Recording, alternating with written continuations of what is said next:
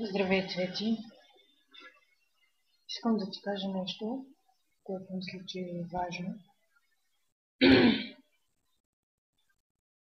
Нямам намерение да ме разбереш на 100%, нито да си съгласна с мен. Просто използвам шанса си, въпреки че е минимален. Искам да ти кажа колко много съжалявам за не една, не две, не три, нито 10, а 100 грешки, даже повече милиарди.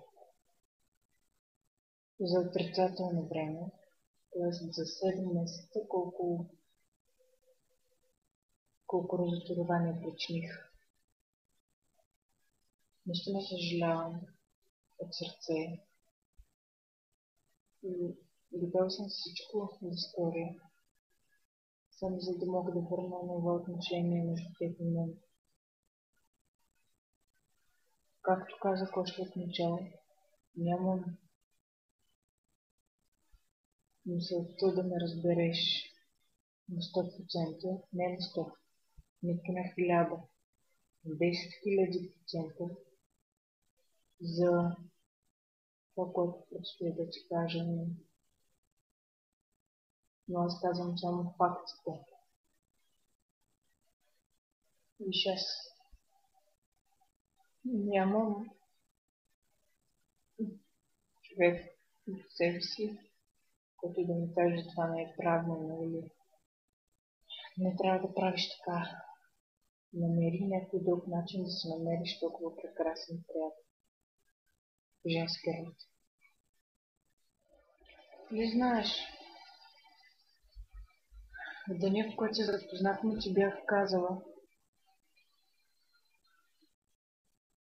т.е. ти бях написала, че ще съжаляваш, ако се запознаем, защото аз просто не мисля неща, с които мога да нараня.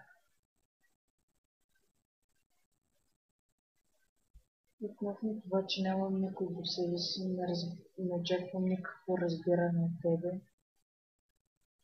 Не очаквам нищо свързано с разбиране на 100%.